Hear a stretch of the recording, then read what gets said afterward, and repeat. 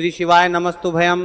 दोस्तों, जैसा कि आप सभी लोग जानते हैं कि 12 अप्रैल 2026 रविवार को पड़ रही है वैशाख महीने की शुक्ल पक्ष दशमी तिथि, जो बहुत ही खास है। और दोस्तों, ये वो तिथि है जो कि वैशाख महीने में रविवार को पड़ रही है। दोस्तों, इसी दिन सूर्यदेव को जल देते समय बोल देना इन 3 शब्दों को, फूटी किस्मत भी चमक जाएगा, खुल जाएंगे बंद किस्मत के दरवाजे, धन दौलत की कभी कमी नहीं होगी, हर इच्छा मनोकामना होगी पूरी। भक्तों, आज का वीडियो आपकी किस्मत को इतनी तेजी से बदल सकता है कि आप खुद हैरान रह जाएंगे। इसलिए भक्तों, आज के इन प्रवचनों को शुरू से लेकर अंत तक जरूर देखें। कहते हैं भगवान सूर्य देव को जल चढ़ाने का एक ऐसा रहस्य है जिसे अगर किसी ने जान लिया और सही भावना से कर लिया तो उसकी हर मनोकामना पूरी हो जाती है। लेकिन सबसे बड़ा रहस्य यह है कि जल चढ़ाते समय सिर्फ हाथ नहीं उठते, भाग्य उठता है। सिर्फ तांबे के लोटे से जल नहीं बहता,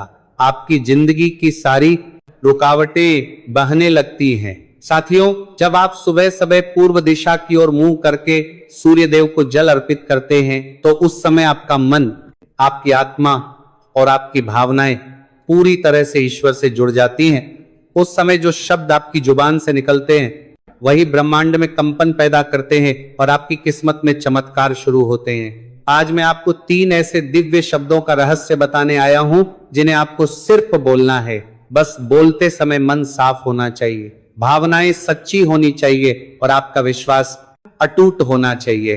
भक्तों, इन 3 शब्दों में इतनी शक्ति है कि कहते हैं असंभव भी संभव हो जाता है। मन की मन्नतें, रुके हुए पैसे, बिगड़े हुए काम, टूटे हुए रिश्ते, सब कुछ धीरे धीरे ठीक होने लगता है। पर याद रहे, यह शक्ति उन्हीं को मिलती है जो अपने इरादों को पवित्र रखते हैं और सूर्य देव के सामने सिर झुकाकर विनम्रता से प्रार्थना करते हैं। इसीलिए साथियों, कल से ही नहीं, अभी से ही अपने मन थुतु का प्रार्थना करते हैं। मैं निश्चय कर लो कि जब भी सूर्य देव को जल दोगे, इन दिव्य 3 शब्दों को जरूर बोलोगे, आपकी किस्मत खुद आपकी ओर दौड़ी चली आएगी और जीवन में ऐसा सुकून मिलेगा जो आपने कभी महसूस नहीं किया होगा। अब जरा सोचो, हर दिन जब सूरज उगता है तो सबसे पहले उसकी किरणें धरती को छूती हैं, वे पेड़ों को, नदियों को, पहाड़ों को और फिर हमारे शरीर को ऊर्जा देती हैं। उसी प्रकार जब हम सूर्य देव को जल अर्पित करते हैं तो वे किरणें हमारे मन, हमारे कर्म और हमारे भाग्य को भी प्रकाशित कर देती है। जो व्यक्ति नित्य सूर्य को जल चढ़ाता है उसके जीवन में कभी भी दरिद्रता नहीं आती, क्योंकि सूर्य ही भगवान विष्णु का स्वरूप है और जहां विष्णु का तेज होता है वहां लक्ष्मी अपने आप आती है। अब प्रश्न उठता है कि जब हम सूर्य देव को जल अर्पित करते हैं तो कौन से मंत्र बोलने चाहिए? तो सुनो मेरे प्रिय भक्तों, 3 ऐसे मंत्र हैं जिन्हें बोलने मात्र से ही जीवन के सारे दोष मिट जाते हैं, गरीबी का नाम और निशान मिट जाता है और जीवन में एक अद्भुत तेज, एक दिव्यता भर जाती है। दोष में परेशान नहीं करत रहा। पहला मंत्र है घृणी सूर्य नमः। इसका अर्थ है, हे प्रभु सूर्य देव, आप में जो घृणा यानी तेजस्विता, ऊर्जा और ज्ञान का प्रकाश है, मैं उस ऊर्जा को नमन करता हूं। जब आप यह मंत्र बोलते हैं तो आपके शरीर के भीतर की नकारात्मक ऊर्जा नष्ट होती है, आलस्य, अज्ञान और मानसिक अंधकार दूर होता है। दूसरा मंत्र है सूर्य नमः। यह मंत्र सबसे प्राचीन और सरल है, लेकिन इसकी शक्ति अपार है। इस मंत्र को बोलते समय जब आप सूर्य को जल चढ़ाते हैं तो जल की धारा के साथ आपके कर्म भी पवित्र होते हैं, आपके जीवन के दोष धीरे धीरे समाप्त होने लगते हैं। तीसरा मंत्र है उरादित्य नमः। आदित्य यानी जो सबका पिता है, जो सबको जीवन देता है। जब आप यह मंत्र बोलते हैं तो यह केवल सूर्य देव की पूजा नहीं है, बल्कि सृष्टि के हर जीव की आराधना है। आज कहते हैं सूर्य को जल देना मतलब अपने भीतर की कृतज्ञता को जगाना। जो इंसान सूर्य देव को प्रणाम करता है उसके जीवन में कभी अंधकार नहीं रहता। अब बात आती है विधि की। सुबह ब्रह्म मुहूर्त में उठिए, यानी सूर्योदय से लगभग आधा घंटा पहले सबसे पहले स्नान कीजिए, अपने शरीर को और मन को शुद्ध कीजिए। फिर एक तांबे के लोटे में जल भरिए, उसमें थोड़ा सा लाल फूल, थोड़ा सा अक्षत, चावल और अगर संभव हो तो लाल चंदन की एक बूंद डाल दीजिए। अब अपने मन को शांत कर लीजिए और जब सूर्य देव की पहली किरण आकाश में दिखे तो पूर्व दिशा की ओर मुख करके दोनों हाथों से जल अर्पित कीजिए। ध्यान रखिए, जल की धारा पतली और निरंतर होनी चाहिए ताकि सूर्य की किरणें उस जल से छनकर आपके नेत्रों और मस्तिष्क पर पड़े। उस क्षण में जो ऊर्जा आपके भीतर प्रवेश करती है वही आपके जीवन को धन्य बनाती है। महाराज कहते हैं, जिस घर का कोई सदस्य प्रतिदिन सूर्य को जल देता है उस घर की दरिद्रता पिघल जाती है। ऐसे घर में लक्ष्मी का वास स्थायी हो जाता है।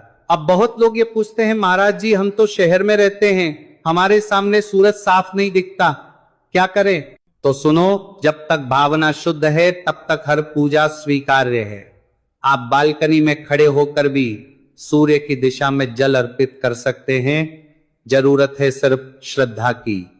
धन और समृद्धि केवल मेहनत से नहीं आती, वह आती है कृपा से, और कृपा वही होती है जहां श्रद्धा होती है।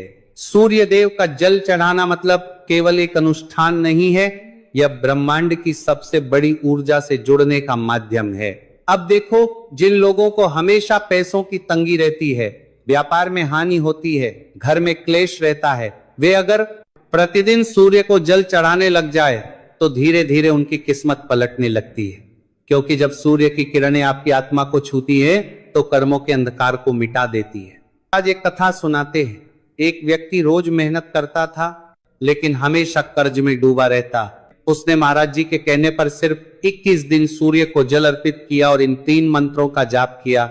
21 दिन बाद उसके व्यापार में आश्चर्यजनक परिवर्तन आया, क्योंकि जब ईश्वर की कृपा होती है तो कर्मों के फल भी बदल जाते हैं। तो मेरे प्यारे भाइयों और बहनों, यदि आप चाहते हैं कि आपके जीवन में कभी अभाव ना आए तो आज से ही यह संकल्प लीजिए कि प्रतिदिन सूर्य को जल अर्पित करेंगे। मंत्र उच्चारण के साथ भावना रखिए कि हे प्रभु, मेरे भीतर का अंधकार मिटा दो, मेरे कर्मों में प्रकाश भर दो। देखना, 1 महीने के अंदर ही जीवन में परिवर्तन आ जाएगा, क्योंकि सूर्य केवल आकाश में नहीं है, वह आपके भीतर भी है, आपके हृदय में, आपके कर्मों में। आपके विश्वास में सूर्य को जल देना मतलब खुद के भीतर की ऊर्जा को जगाना। जब यह ऊर्जा जागृत होती है तो आलस्य खत्म होता है, जीवन में गति आती है और लक्ष्मी का प्रवेश अपने आप होता है और फिर हमारे शरीर को ऊर्जा देती है। उसी प्रकार जब हम सूर्य देव को जल अर्पित करते हैं तो वह किरणें हमारे मन, हमारे कर्म और हमारे भाग्य को भी प्रकाशित कर देती है। जी महाराज कहते हैं कि जो व्यक्ति नित्य सूर्य को जल चढ़ाता है उसके जीवन में कभी भी दरिद्रता नहीं आती, क्योंकि सूर्य ही तो विष्णु का तेज होता है, वहां लक्ष्मी अपने आप आती है। अब प्रश्न उठता है कि जब हम सूर्य देव को जल अर्पित करते हैं तो कौन से मंत्र बोलने चाहिए? तो सुनो मेरे प्रिय भक्तों, 3 ऐसे मंत्र हैं जिन्हें बोलने मात्र से ही जीवन के सारे दोष मिट जाते हैं, गरीबी का नामो निशान मिट जाता है और जीवन में एक अद्भुत तेज, एक दिव्यता भर जाती है। दोष में परेशान नहीं करता रहा। पहला मंत्र है घृणी सूर्य नमः। इसका अर्थ है, हे प्रभु सूर्य देव, आप में जो घृणा यानी तेजस्वीता, ऊर्जा और ज्ञान का प्रकाश है, मैं उस ऊर्जा को नमन करता हूं। जब आप यह मंत्र बोलते हैं तो आपके शरीर के भीतर की नकारात्मक ऊर्जा नष्ट होती है, आलस्य, अज्ञान और मानसिक अंधकार दूर होता है। दूसरा मंत्र है ओम सूर्य देवाय नमः। यह मंत्र सबसे प्राचीन और सरल है, लेकिन इसकी शक्ति अपार है। इस मंत्र को बोलते समय जब आप सूर्य को जल चढ़ाते हैं तो जल की धारा के साथ आपके कर्म भी पवित्र होते हैं। आपके जीवन के दोष धीरे धीरे समाप्त होने लगते हैं। तीसरा मंत्र है पुरादित्य नमः। आदित्य यानी जो सबका पिता है, जो सबको जीवन देता है। जब आप यह मंत्र बोलते हैं तो यह केवल सूर्य देव की पूजा नहीं है, बल्कि सृष्टि के हर जीव की आराधना है। कई लोगों के मन में यह सवाल भी होता है कि झाड़ू घर की बहू लगाए या काम वाली भाई। इसका जवाब भी हम आपको देंगे, क्योंकि झाड़ू सिर्फ सफाई का सामान नहीं है, बल्कि इसे शास्त्रों में माता लक्ष्मी का प्रतीक माना गया है। झाड़ू अगर सही तरीके से इस्तेमाल की जाए तो यह इंसान को मालामाल बना सकती है, लेकिन अगर झाड़ू से जुड़ी कुछ गलतियां कर दी जाए तो वही इंसान कंगाल भी हो सकता है। हमारे शास्त्रों में झाड़ू से जुड़े कई शगुन और अपशगुन बताए गए हैं। झाड़ू को लेकर कुछ काम बिल्कुल नहीं करने चाहिए, वरना जीवन में परेशानियां आने लगती हैं। झाड़ू को सही दिशा में और सही ढंग से रखना बहुत जरूरी है, वरना यह माता लक्ष्मी की बहन लक्ष्मी को आकर्षित करती है, जो कि दरिद्रता और संकटों की प्रतीक मानी जाती है। अगर आपके जीवन में बार बार समस्याएं आ रही, एक परेशानी जाती नहीं और दूसरी खड़ी हो जाती है, तो हो सकता है इसके पीछे आपके घर में राखी हुई झाड़ू की स्थिति भी एक कारण। अगर जीवन में सब कुछ सामान्य चल रहा है तो ठीक है, लेकिन अगर बार बार उथल पुथल हो रही है तो आपको एक बार झाड़ू से जुड़ी इन बातों पर ध्यान देना ही चाहिए। झाड़ू से जुड़ी ये सारी बातें आपके जीवन की दिशा बदल सकती हैं अगर आप उन्हें समझे और अपनाएं। तो चलिए जानते हैं कि झाड़ू का सही इस्तेमाल कैसे करें ताकि आपके जीवन में सुख, शांति और समृद्धि बनी रहे। जब आपके जीवन में एक परेशानी खत्म नहीं होती कि तभी दूसरी शुरू हो जाती है और घर में धन का लगातार नाश होता जा रहा होता है, आमदनी कम और खर्चे ज्यादा होते हैं, तो समझ लीजिए कि कहीं ना कहीं कुछ चीजें हमारे जीवन में ठीक नहीं चल रही। ऐसे हालात में हमें कुछ बातों का ध्यान रखना बहुत जरूरी हो जाता है। कई बार हम खुद ही अपने घर में नेगेटिव एनर्जी को बढ़ावा दे रहे होते हैं और हमें इसका पता भी नहीं चलता। इनमें से एक अहम चीज है झाड़ू। जी हाँ, झाड़ू जो दिखने में तो एक आम चीज लगती है, लेकिन इसका असर हमारे जीवन और घर की ऊर्जा पर बहुत गहरा होता है। झाड़ू अगर सही समय पर और सही तरीके से इस्तेमाल की जाए तो यह घर में पॉजिटिव एनर्जी ला सकती है, लेकिन अगर इसका गलत समय पर या लापरवाही से उपयोग किया जाए तो गरीबी और दरिद्रता को आने में देर नहीं लगती। आज के समय में ज्यादातर लोग मॉडर्न लाइफ स्टाइल जी रहे हैं, नौकरियां हैं, समय की कमी है और इसी भाग दौड़ में अक्सर लोग ध्यान नहीं दे पाते कि घर में क्या हो रहा है। लेकिन सच तो यह है कि जब से ये दुनिया बनी है तब से लेकर आज तक ऐसा कोई घर नहीं रहा जहां झाड़ू का इस्तेमाल ना हुआ हो। फर्क सिर्फ इतना है कि कुछ लोग इसे सही तरीके से इस्तेमाल करते हैं और कुछ गलत, और इसी से तय होता है कि घर में सुख आएगा या दुख। बहुत से लोग झाड़ू करते हैं को सही जगह नहीं रखते, उसे कहीं भी टिका देते हैं, उल्टा सीधा समय देखकर झाड़ू लगा देते हैं, जिससे घर में नेगेटिविटी फैलती है। हम आपको यही सुझाव देंगे कि अगर सुबह झाड़ू लगाना आपके लिए मुश्किल है तो कम से कम शाम को झाड़ू जरूर लगाएं।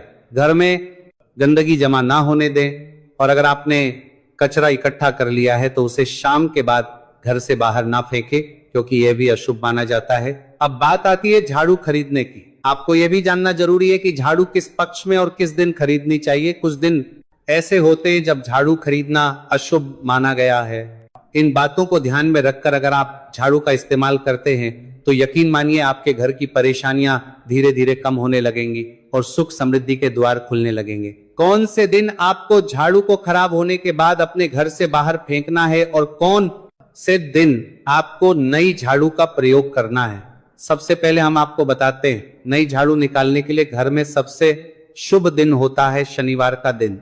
आप झाड़ू जब भी खरीद कर लाए तो उस झाड़ू का उपयोग सबसे पहले आपको शनिवार के दिन करना है।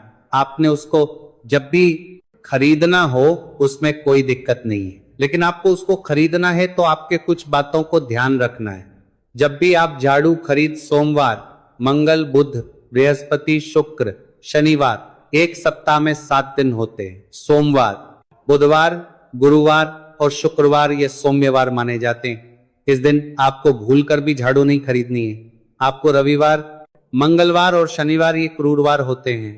इस दिन झाड़ू खरीदना हमारे लिए बहुत ही ज्यादा फायदेमंद होता है। दीपावली पर या फिर कोई भी त्योहार के दिन अगर आप झाड़ू खरीदेंगे, अपने घर में लेकर आएंगे, तो यह आपके लिए कितना शुभ और लकी होगा कि आपने सोचा ही नहीं होगा। झाड़ू हमेशा कड़े वारों में ही आपको खरीदनी है। सोमवार पर झाड़ू खरीदने से हमारे घर में धन की हानि होना शुरू हो जाती है। और नई झाड़ू आप जिस भी दिन खरीदें, अगर पॉसिबल है तो शनिवार के दिन नई झाड़ू का अपने घर में इस्तेमाल करने की कोशिश करें। यह आपके लिए धन संपदा के आगमन का स्रोत बनेगी। अब आपको बताएंगे कि कौन से कोने में हमें झाड़ू को रखना चाहिए, कौन से ऐसे कोने हैं जहां पर झाड़ू को भूलकर भी नहीं रखना है। हम जिसको पूजा रूम बनाते हैं, ईशान कोण, हमारा जो नॉर्थ ईस्ट कोण होता है जिसको हम ईशान कोण कहते हैं, उसमें कभी भी आपको झाड़ू नहीं रखनी है। वहां पर पूजा का स्थल होता है और खासकर पूजा रूम में आपको बिल्कुल भी झाड़ू को नहीं रखना चाहिए, वरना अगर आप झाड़ू रखते हैं तो आपका जो देव स्थान होता है वहां देव आगमन में बहुत सारी मुश्किलें आना शुरू हो जाती हैं और आपके घर में दुर्भाग्य चलकर आता है और आपके घर में नेगेटिविटी प्रवेश करने लग जाती है। इसे बिल्कुल गांठ मारकर बांध ले कि आपको भूलकर भी ईशान कोण में झाड़ू को नहीं रखना है। अब आप लोग सब सोच रहे होंगे कि ईशान कोण में झाड़ू को ना रखें तो फिर कहां पर हम झाड़ू को रख सकते हैं? तो झाड़ू रखने का सबसे अच्छा स्थान है घर का दक्षिण पश्चिम कोण यानी कि साउथ वेस्ट कॉर्नर, जिसको हम नेतृत्व कोण भी कहते हैं। नेतृत्व कोण में अगर आप झाड़ू रखेंगे तो इससे माना जाता है कि माता लक्ष्मी का आपके घर में वास होना शुरू हो जाता है, माता लक्ष्मी आपके घर में आने लग जाती है। ऐसा माना जाता है कि नेतृत्व कोण घर के मालिक का स्थान माना जाता है, इसलिए नेतृत्व कोण में अगर आप झाड़ू रखेंगे तो आपके घर का जो मालिक होता है वह दिन दुगनी रात चौगुनी तरक्की करता है। अब बात करते हैं कि घर में झाड़ू कौन से समय पर लगाना चाहिए। घर में झाड़ू लगाने, पोछा लगाने का आखिर में क्या उचित समय है? हमारे वेद पुराणों में 4 समय बताए जाते हैं। जो व्यक्ति रात के समय में झाड़ू लगाता है उसके घर में दरिद्रता अपने पैर पसार लेती है। आजकल की मॉडर्न युग में अगर पॉसिबल नहीं है, आपके साथ मजबूरी है, तो आपको बहुत सोच विचार करने की जरूरत है। घर को साफ रखना ताकि माता लक्ष्मी हमारे घर में अपने आप वास करने लग जाए, माता लक्ष्मी उस घर में अपना निवास स्थान बना पाए। लक्ष्मी का निवास स्थान बनाने के लिए उन्हें साफ स्वच्छ जगह चाहिए होती है, इसीलिए घर में माता लक्ष्मी के रहने के लिए साफ सुथरा स्थान चाहिए होता है। अगर आप झाड़ू को रात में लगाएंगे, आपकी बहुत बड़ी मजबूरी है जिसके कारण आपको रात में झाड़ू लगाना पड़ रहा है, तो आपको क्या करना है? कचरा बाहर नहीं फेंकना है। झाड़ू लगाते समय कभी भी पांव से झाड़ू को भूलकर भी स्पर्श नहीं करना है। अगर गलती से पांव से झाड़ू स्पर्श भी हो जाए तो उसे छूकर क्षमा मांग लेना चाहिए। ऐसा माना जाता है कि झाड़ू को पैर लगाने से माता लक्ष्मी हमारे